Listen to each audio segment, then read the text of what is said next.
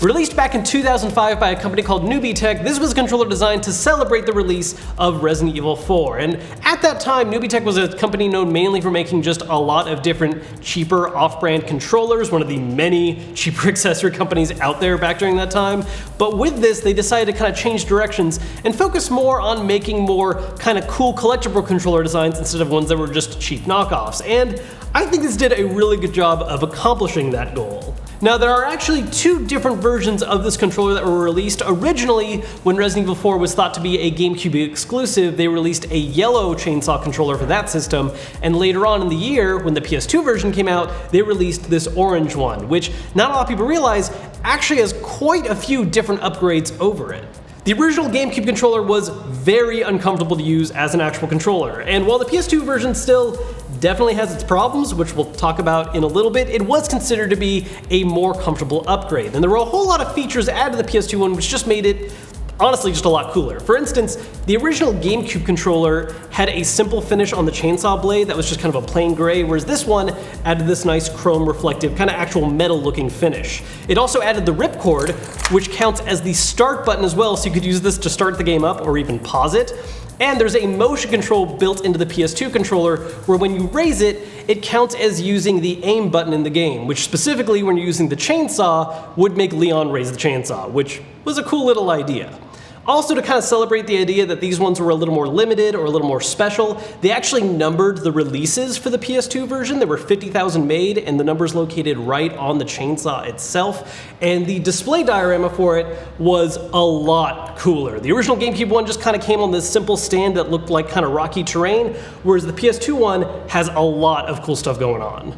Speaking of cool special edition stuff that's tied into Sony products, we got this special edition Spider-Man PS4 Pro to unbox, do a video on, obviously play Spider-Man, and shortly after we got this insanely cool promotional box version in. And so now we have two Spider-Man PS4 Pros and we don't need two Spider-Man PS4 Pros. So we are going to give this one away. Check out the description down below on how you can get a chance to win it. Now what we have right here is actually just the plain stand for the PS2 controller. There's actually a whole glass case enclosure that goes over it as well, which really plays up this whole kind of cool theme for Resident Evil, I think, which involves the kind of mansion aesthetic where you have the nice little red floor here and all the different like wooden compartments. There's actually storage below for some of the additional accessories that go with the controller, and a really nice weird touch that I think a lot of people miss on the PS2 design is where the chainsaw rests is actually a picture of Leon, so it looks like he's getting cut in half. Another really cool detail about these chainsaws too that I think a lot of people aren't aware of is the fact that the blood splatter design on every single blade is actually unique. No two PS2 or GameCube controllers have the same design because they basically just applied random red paint all over it to give it its own little unique aesthetic, which is a really cool little detail. And that combined with everything else going on with the PS2 edition controller, I think makes for an amazing display piece. You could use it as a controller if you wanted to, but honestly, at the end of the day, I think the main point of this is just be a cool thing to show off to your friends. And the company behind it, Nubitech, might claim otherwise. I mean, back when this and the GameCube version came out, there was this whole spiel of like, oh, it's a really useful controller for tight spaces and we have to fight off zombies. That's not really true. It is true that the PS2 version is a more comfortable controller, but not by a whole lot, and there's a lot of problems you still run into. Now, we wanted to show you guys this, and we were actually planning on doing this video a lot earlier before, but last time when we were shooting, we ran into a bit of a problem. Overall, I think it's pretty fair to say that the PS2 version of this controller is a lot better looking than its GameCube variant. And there's a lot of stuff going on with the display case as well. In the back here is a little kind of drawer slider area where you can store the instruction manual for it. And down below is a drawer that stores the cable. That is not in here.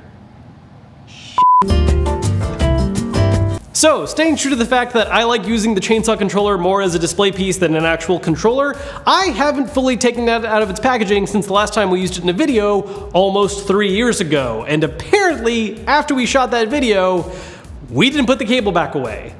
And we don't know where it ended up.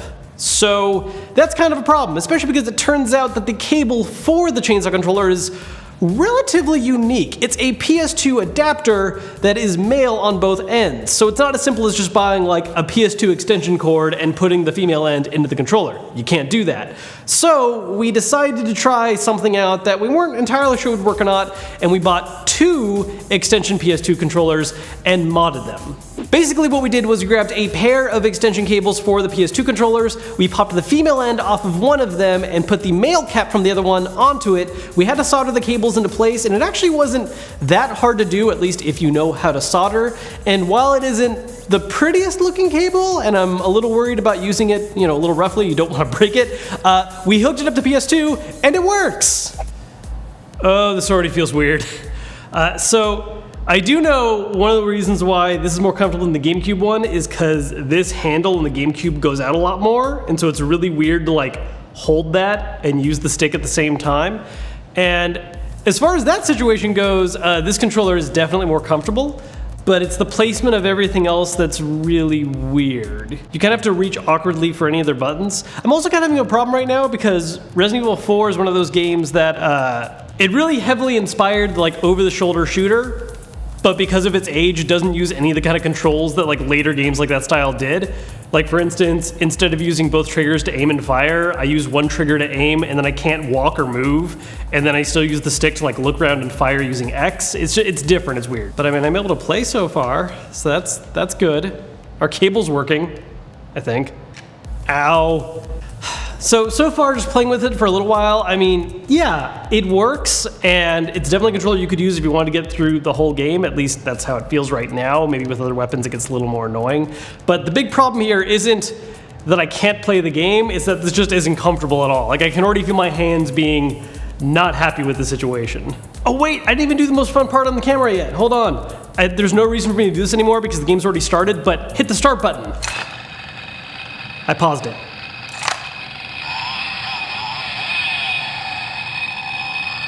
Herb, I need that. Now, one other thing I'm noticing, this might be because of our cabling. I think we fixed most of the issues. I think there might have been something special about the cable it comes with though, because yeah, I'm not doing the aiming with this. Although actually, oh, doing that broke it.